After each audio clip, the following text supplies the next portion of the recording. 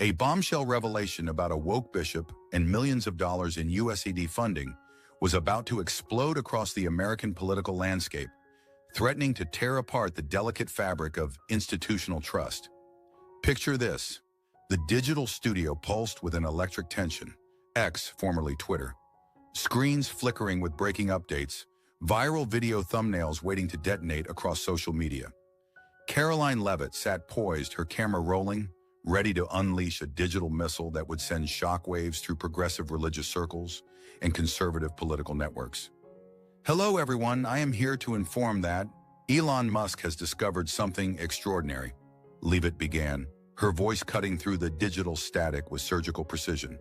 Marianne Budde, the self-proclaimed champion of immigrant and LGBTQ rights, has secretly pocketed over $53 million through her organization, courtesy of USAID taxpayer funds.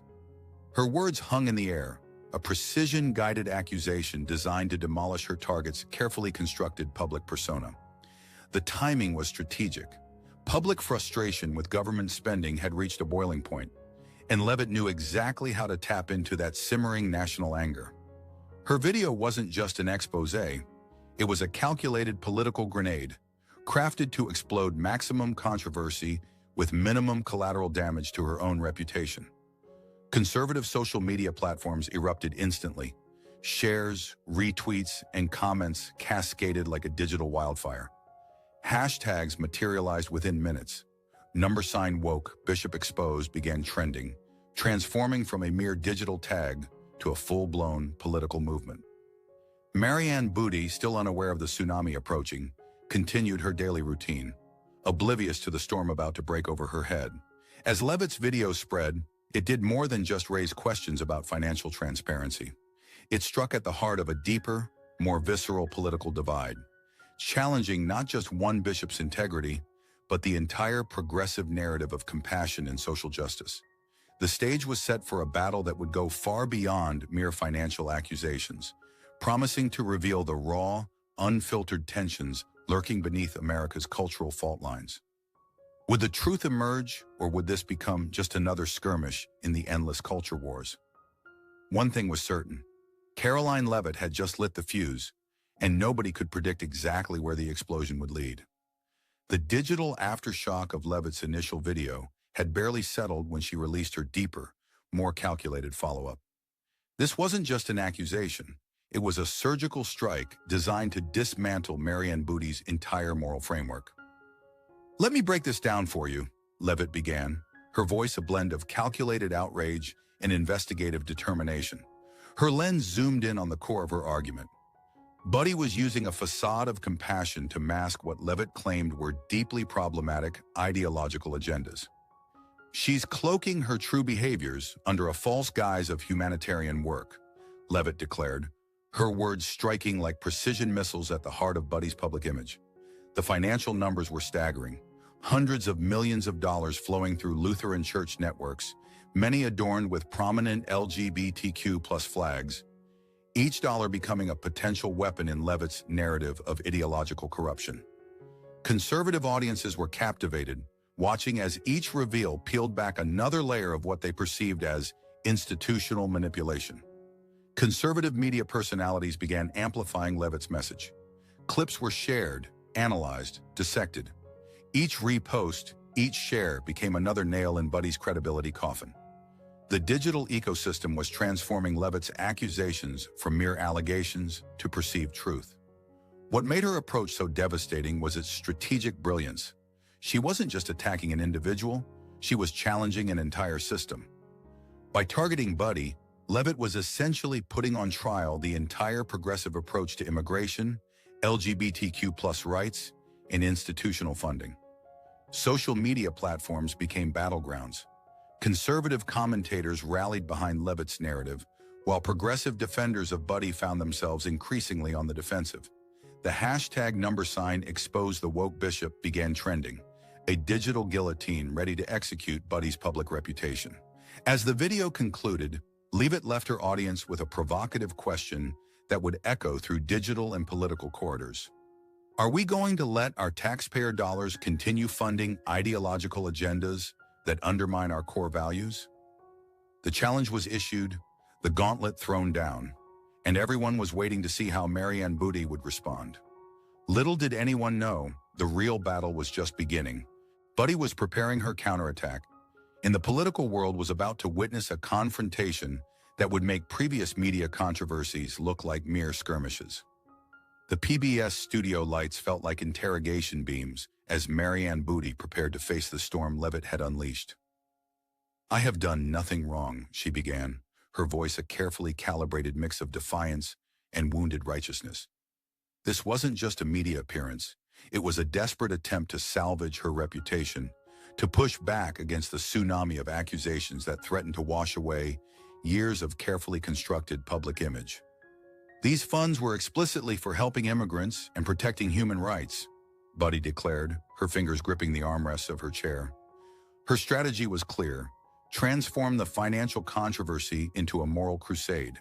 She wasn't just defending herself, she was positioning herself as a champion of the marginalized, a beacon of compassion in an increasingly hostile political landscape.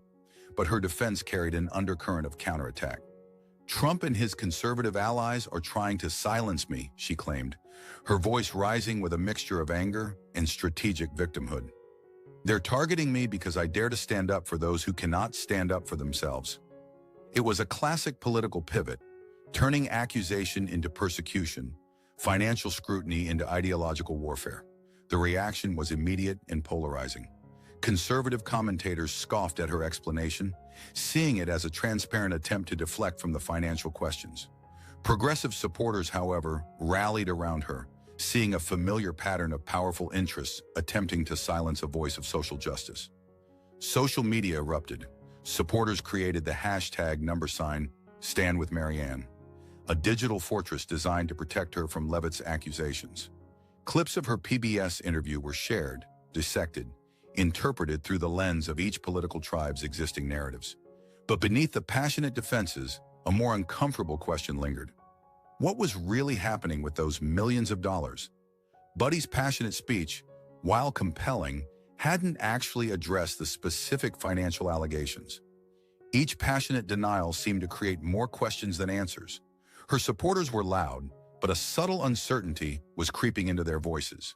The initial confidence was giving way to a more defensive tone. Buddy had stopped being purely offensive and was now in a position of having to prove her innocence. As the interview concluded, one thing became crystal clear. This was far from over. Leavitt and her conservative allies were sharpening their next set of accusations, and Buddy knew she was walking a precarious line between public perception and potential financial exposure. The battle for public opinion had just entered its most dangerous phase, and nobody, not Buddy, not Leavitt, not the watching public, could predict where this would ultimately lead. The moment Marianne Booty's PBS interview aired, Karoline Leavitt and her allies knew exactly what had to be done. There was no hesitation, no waiting to see how the public would digest Buddy's performance. Within hours, Leavitt took the offensive, launching a press conference that turned a brewing controversy into an unstoppable political inferno. She stood before a backdrop of American flags, flanked by conservative lawmakers and policy analysts. The room was packed, the air thick with anticipation. Cameras clicked, journalists whispered, and then silence as Leavitt stepped forward. "The mainstream media is scrambling to protect one of their own," she said, her voice sharp, deliberate. "But let me make this clear. The facts don't lie. This isn't a political attack. This isn't a smear campaign. This is about corruption, documented, undeniable corruption." She raised a stack of printed records, waving them just enough for the cameras to catch the official government insignia. "This comes straight from us, spending.gov," she continued, her tone almost surgical in its precision. $53 million funneled to Marianne Booty's organization. And that's just the start. Hundreds of millions more flowing into churches that, let's be honest, are no longer houses of worship. They are ideological training camps, pushing radical policies under the guise of faith. Gasps rippled through the room. Even the liberal-leaning journalists knew what was happening. This wasn't just an accusation, it was evidence. Buddy's defenders had framed Leavitt's claims as speculation, as a politically motivated attack with no hard proof. But now, confronted with government records, the narrative was shifting. She's not defending sinners. She's not helping the poor, Leavitt continued, her voice rising.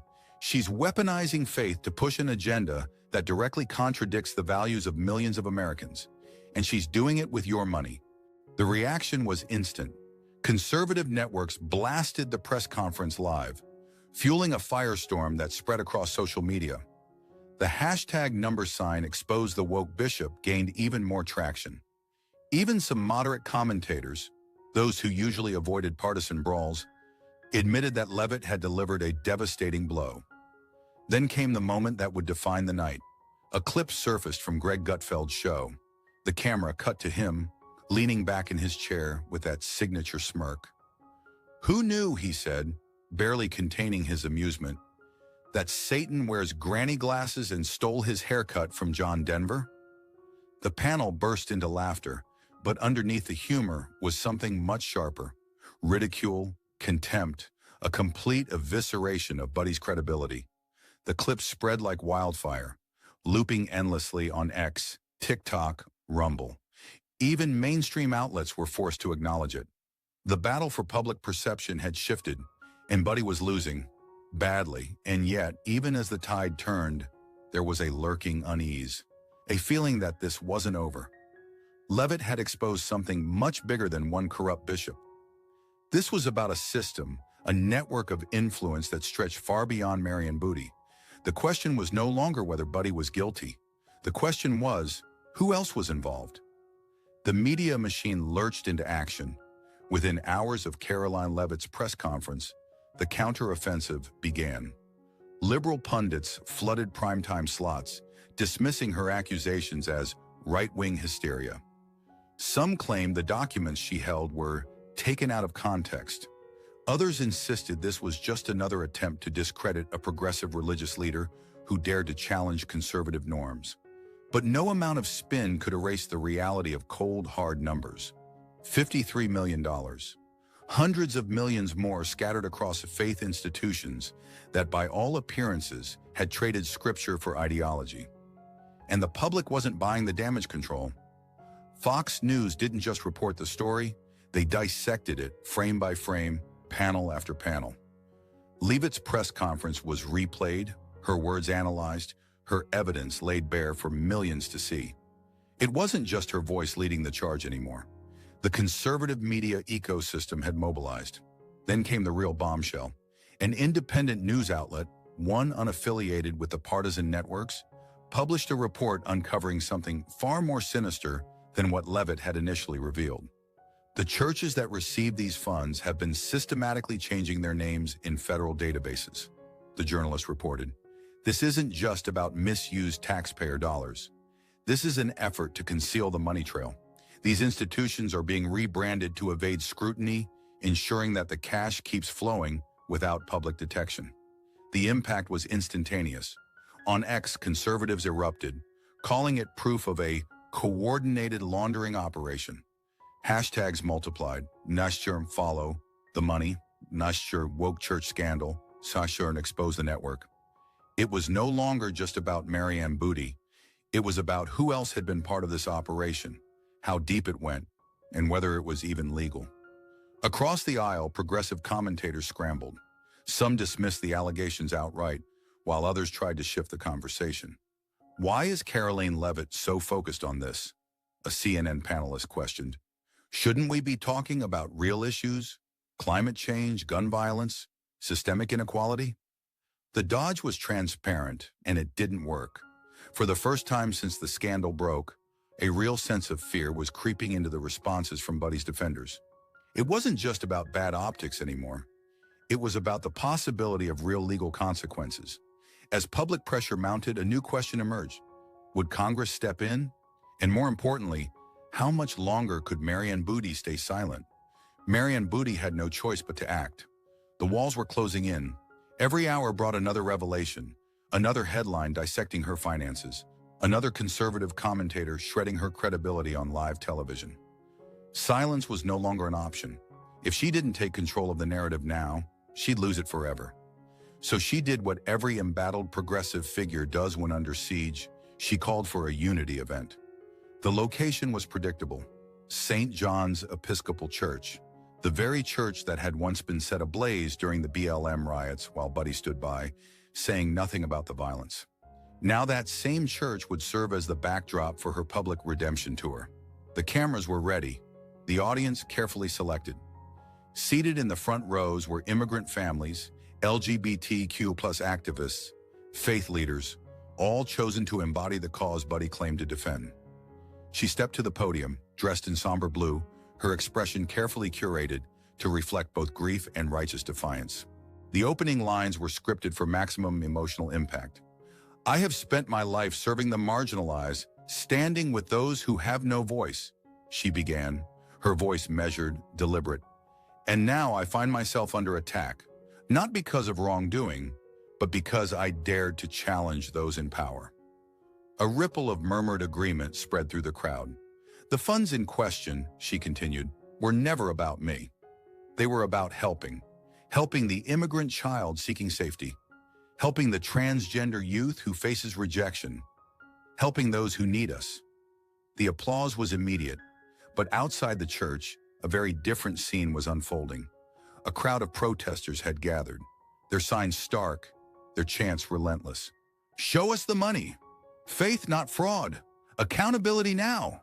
The optics were devastating.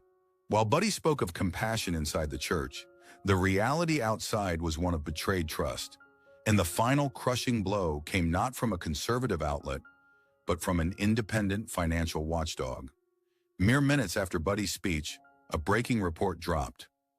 USAID funds directed to Buddy's organization were used not for direct aid, but for administrative costs, a category often used to obscure where the money actually goes. The accusation spread like wildfire.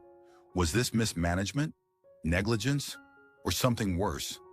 Buddy's supporters had come to defend her, but they left with something else: doubt. And for the first time since the scandal broke, the so-called woke bishop looked shaken. Karoline Leavitt saw the opportunity and seized it. The moment Marianne Booty stepped off the stage at St. John's, shaken by the protests outside and the damning financial reports circulating online, Leavitt struck back, not with another press conference, but with something far more powerful. She took it straight to X, formerly Twitter. "Watch closely," she wrote. "They always try to play the victim when the walls start closing in. But facts don't lie. And the facts say Marianne Booty used your money to fund radical activism under the guise of faith." Attached to the tweet was a direct link to the US spending.gov database, highlighting the payments her organization had received. There was no spin, no partisan commentary, just cold, hard numbers. Within minutes, the tweet exploded. Elon Musk himself retweeted it, adding only 3 words: "This is corruption." That was all it took. Conservative media ran with it, but what made this moment different was how independent voices started paying attention. Tech influencers, financial watchdogs, even journalists who had previously stayed neutral, suddenly had no choice but to acknowledge the story. And it got worse for Buddy. Leavitt posted a follow-up video sitting in front of her laptop, screen recording as she navigated through the database. "See these transactions?" she said, clicking through payment logs. "Hundreds of thousands labeled as community outreach. No details. No receipts, just vague descriptors hiding where the money actually went." The video spread like wildfire. The hashtag number #WokeBishopExposed was now trending alongside "Where did the money go?" Then came the real bombshell.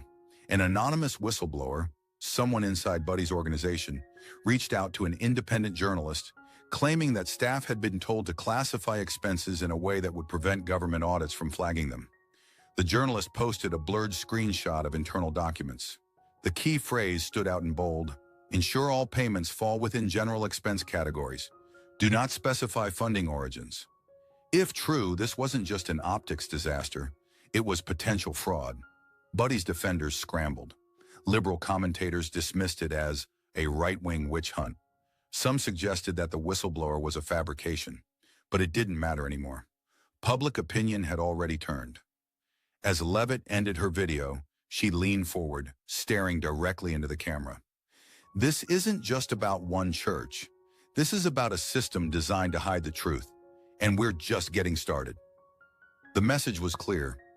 Marianne Booty was no longer just fighting accusations. She was fighting for survival. Marianne Booty had spent decades crafting her public image. Progressive, fearless, a champion of the marginalized. But now, with her credibility crumbling, she was forced into an unfamiliar role. The defendant. She needed a counterattack, and she needed it fast. That's when she landed a primetime interview on a major liberal podcast, one that specialized in exposing right-wing misinformation. This wasn't about defending herself with facts. It was about changing the narrative. "They're not after me," she told the host, her voice carefully measured, layered with controlled indignation. "They're after progress. They're after justice. This is about silencing people who stand for the oppressed." It was a calculated move. Shift the focus away from the money, make it about ideology. But the problem? The audience wasn't buying it. Even among her supporters, there was hesitation. Comment sections, once flooded with unwavering praise, now had a different tone. But where did the money go? She's avoiding the actual questions. If this is all fake, why not just prove it? And then came the worst possible development for Buddy. As she was live on air, a group of progressive activists organized a demonstration against her. Outside the podcast studio, signs waved under the city lights. "Transparency now. Faith, not fraud. Stop using us as cover." Buddy had lost control of her own narrative. Her enemies were relentless. But now even her allies were turning skeptical. And Karoline Leavitt? She was watching, waiting, because the final blow was still coming. The scandal had reached critical mass. Every attempt by Marianne Booty to redirect the conversation had failed spectacularly. The progressive media, once her shield, was now quietly distancing itself. Activists who once championed her were now demanding answers. And then came the final revelation, one so damning that it obliterated any remaining credibility she had left. A leaked independent audit report surfaced online, posted by an investigative journalist with no partisan ties. The contents were devastating. Millions of dollars in USAID grants had been funneled into vague consulting fees, with no paper trail to show where the money actually went. Some transactions didn't even list recipients, just large sums marked under program development. But the real shocker, a separate ledger revealed payments to media strategists and political organizers, people with no connection to humanitarian work. The implications were clear. This wasn't just mismanagement. This was political laundering. Karoline Leavitt wasted no time. Within minutes of the leak, she went live, the cold glow of the screen reflecting off her determined expression. "They told you this was about charity, about compassion, about justice. But now you see the truth." She pulled up the leaked documents, scrolling through them in real time for thousands of viewers. Your tax dollars were used to fund a political machine disguised as a religious movement. They never cared about the immigrants. They never cared about the LGBTQ+ community. They cared about power. The reaction was immediate. Conservative media erupted, but the damage wasn't just partisan anymore. Even independent journalists, ones who had once been hesitant to wade into the controversy, were now calling for a federal investigation. Buddy's camp went into full meltdown mode. Lawyers issued hasty statements, claiming the report was misinterpreted. Some allies suggested a deep state conspiracy was behind the leak. But the American public had seen enough. The calls for congressional hearings grew louder. And for the first time since the scandal began, Marianne Booty had completely disappeared from the public eye. The fallout was unstoppable. Calls for a full congressional investigation had reached Washington. Lawmakers, once hesitant to touch the scandal, were now publicly demanding accountability. News outlets, left, right, and center, could no longer ignore the mountain of evidence piling up against Marianne Booty. But as pressure mounted, something strange happened. She vanished. No more statements. No more carefully crafted media appearances. No more defiant speeches about justice. Her lawyers spoke on her behalf now, dodging reporters, filing motions, delaying hearings. Karoline Leavitt, however, wasn't finished. Standing on the steps of the Capitol, surrounded by supporters, she delivered what felt like a closing argument, except nothing was truly over yet. "This isn't just about Marianne Booty," she declared, her voice echoing through the crowd. This is about a system that has operated in the shadows for too long. A system that funnels your money into ideological warfare while hiding behind faith, compassion, and morality. The audience erupted in applause, but Leavitt wasn't celebrating. She knew better than anyone. This was bigger than one person. Who approved the grants? Who else was part of the network? How many other institutions had been doing the same thing? There were still too many unanswered questions. And just when the scandal seemed like it couldn't go any deeper, a new leak emerged. This time, not just about Buddy, but about others. More names, more organizations, more money. The game wasn't over. It was just getting started.